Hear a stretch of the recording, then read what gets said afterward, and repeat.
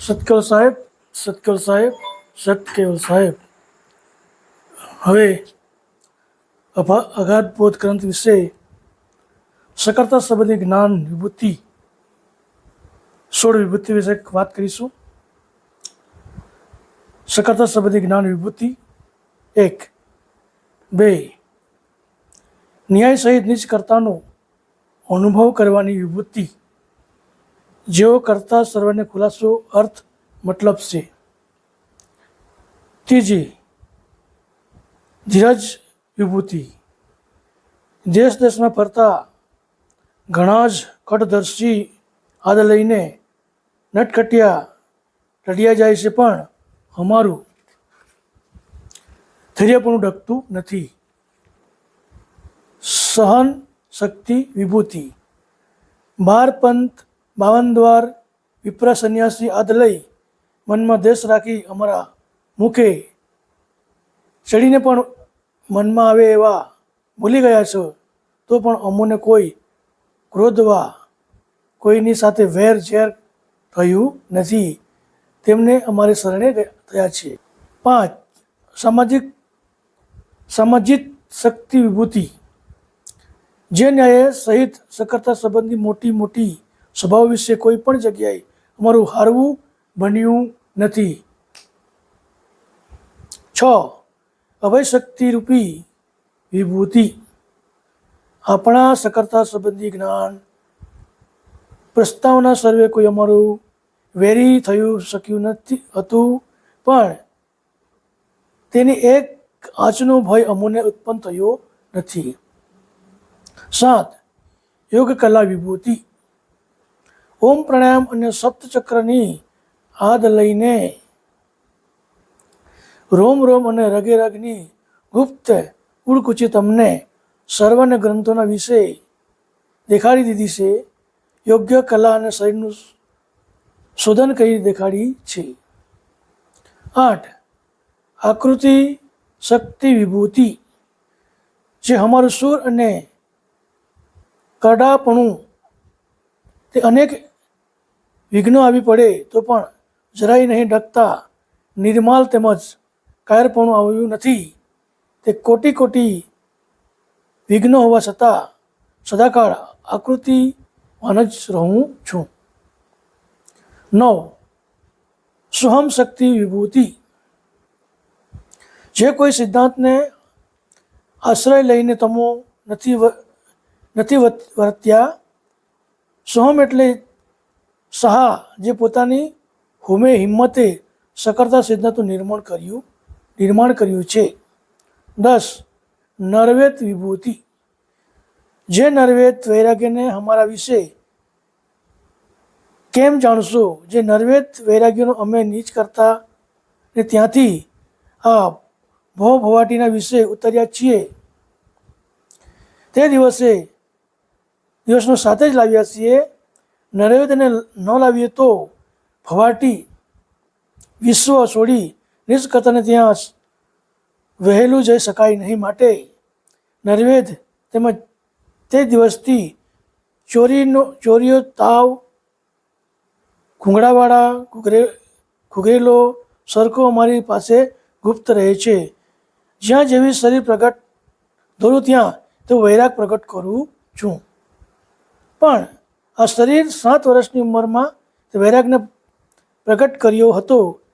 તે દિનથી લઈ આજ દિન સુધી લાખો રૂપિયાના દ્રવ્યો અમારી પાસે આવ્યા હશે, પણ અમોને એક કોટી પણ હાથે ચાલી હોય તો દેખાડો.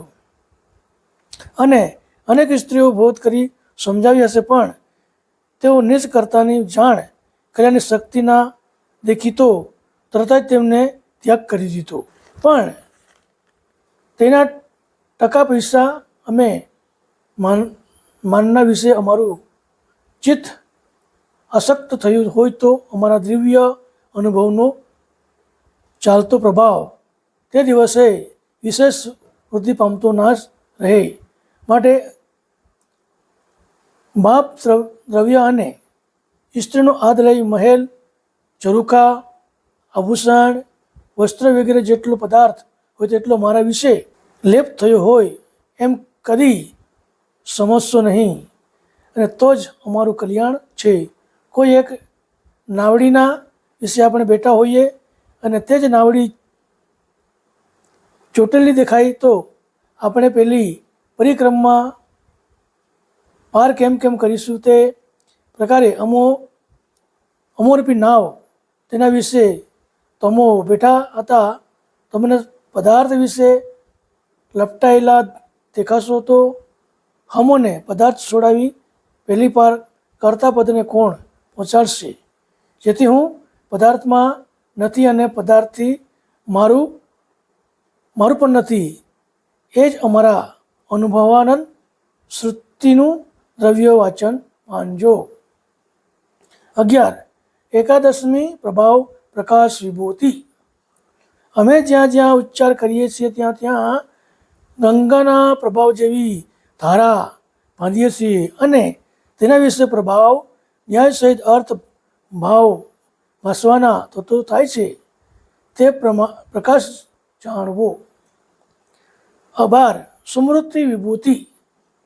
અનંત ગ્રંથના વિશે અમારા ન્યારા અંગની વિભૂતિ ઘણી પ્રકારે દેખાડી છે, અને સ્મૃતિ એટલે કે એક વિભૂતિમાં બીજી વિભૂતિ અને એટલે પૂર્ણ વિભક્તિ આવે નહીં.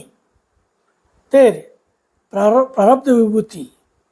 અમારી આટલી ઉંમરે કોઈ પણ આગળ હાથ ધર્યો નથી અને કંગાળ થઈ કોઈને યાચના સ્વીકારી નથી, અને સહજ સ્વભાવ અમારો દરબારી ખર્ચ ચાલ્યો જાય છે. 14. નિર્લેશ મહદ વિભૂતિ.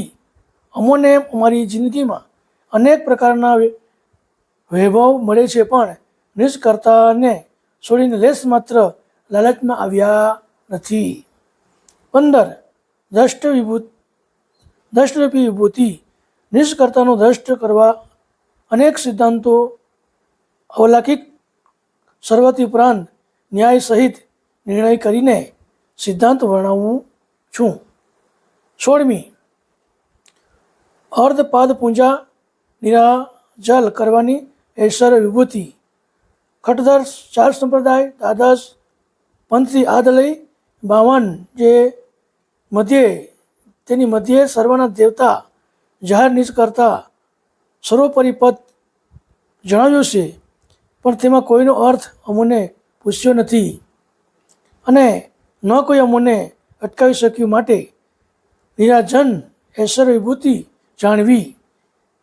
એટલા પ્રકારે વિભૂતિનો સહ વર્તમાન પ્રગટ કરી જગત વિશે બોધ કર્યો.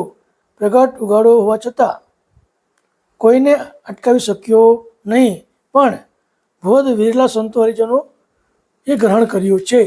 તો આ પ્રમાણે જે પરમગુરુ જગતમાં આવ્યા હતા તે 16 વિભૂતિ આવી હતી, અને એનું કેટલી શું એક સામાન્ય કોઈ માલિક નથી, અને આટલી બધી વિભૂતિ સાથે એને કોઈ ખરાબ બાબતને સ્વીકારી નથી, અને મહાન વિભૂતિના કેવા પ્રકારના કાર્યો હોય, કેવી વિભૂતિ હોય તેના વિશે આપણને કર્તા માલિકે પરમગુરુએ વાત કરી છે.